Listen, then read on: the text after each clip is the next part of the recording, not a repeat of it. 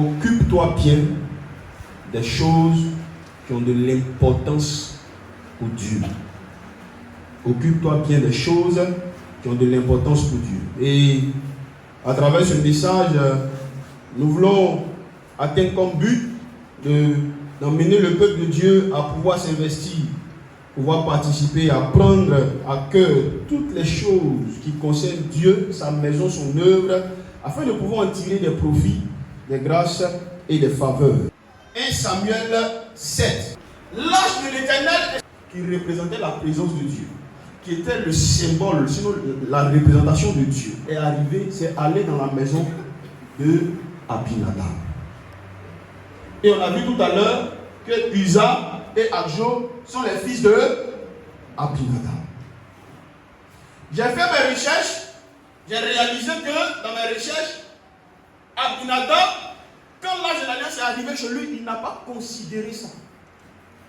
Il a négligé ça. Vous avez vu le temps qui est passé dans sa maison, que l'âge de l'alliance a passé dans sa maison? On a dit combien d'années? Pendant combien d'années? 20 années.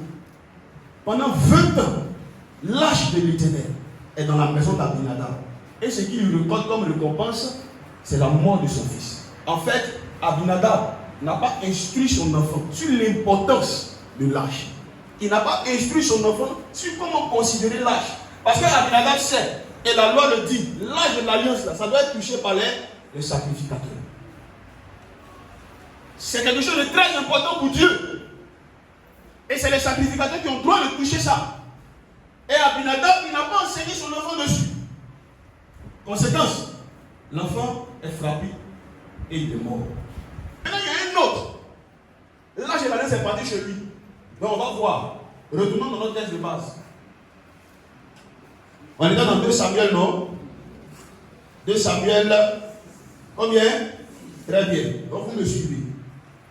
On revient donc, verset 9. David eut peur de l'Éternel en ce jour-là et il dit, comment l'arche de l'alliance entrerait-elle chez moi? Il ne voulut pas retirer l'arche de l'Éternel chez lui dans la cité de David. Et il la fit conduire dans la maison d'un certain qui Obed-Édom de l'arche de l'Éternel resta combien de mois? Il n'a pas attendu. 3 mois dans la maison d'Obed-Édom. Et l'Éternel fit quoi? L'Éternel bénit Obed-Édom et toute sa maison. Regarde, l'autre, ça fait 20 ans. On ne dit rien sur lui. Son fils est mort. Il y a un autre, l'âge est venu chez lui. Quand j'ai fait mes recherches, on dit quand l'âge est venu chez lui, de toute façon, il a considéré l'âge, le lieu où l'âge était. Il a embelli la maison, il l'a nettoyé. C'est-à-dire, il a considéré cela. 3 mois, il a été béni. Pourquoi on doit permettre que les choses dans la maison de Dieu soient bien installées, tout bien? Parce que Dieu lui-même, il a été le premier à s'occuper de nous. Dans le monde, frère, les gens font des sacrifices de bœufs, blancs, rouges, violets. Des sacrifices, on ne sait pas où est sa tête, on ne sait pas où est sa queue. Et c'est des choses qui rentrent dans une malédiction générationnelle, de génération en génération. Mais à cause de Jésus, nous sommes sauvés. Alléluia. À cause de Jésus. Cette maladie qu'on a dit qui arrive dans ta famille parce que tu ne peux pas aller loin dans les études, cette malédiction s'arrête au nom de Jésus. Là où on a dit dans ta famille on ne se marie pas parce qu'il y a une lien qui a été tissée, cette malédiction s'arrête quand tu viens en Jésus. Frère, c'est en Jésus que nous avons la vie. Et c'est pour lui que nous faisons cela. Bientôt, nous allons tout laisser sur la terre. Nous allons tout laisser sur la terre. Le Seigneur Jésus reviendra. Il viendra pour chercher son église. Bientôt, tout ce pourquoi tu te bats, tout ce pourquoi tu luttes, le Seigneur Jésus va venir prendre son église. Il viendra chercher une église qui est sans tache, ni ride, qui est pure. C'est pourquoi, mon frère, pendant que tu bâtis l'œuvre de Dieu ici-bas, tu es en train de préparer ta récompense dans le ciel.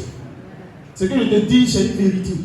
Tu es en train de préparer ta récompense dans le ciel. Là où il y aura des regrets pour certains qui seront enlevés, là où il y aura des regrets, c'est au niveau des tribunaux de récompense. Parce qu'ils vont voir les enfants avoir de grandes récompenses, de grandes maisons. Jésus a dit, je m'en vais vous préparer une place. Il s'en va bâtir une maison. C'est les offrandes, les dons que tu fais ici. C'est ça, spirituellement, Dieu utilise pour bâtir ta maison.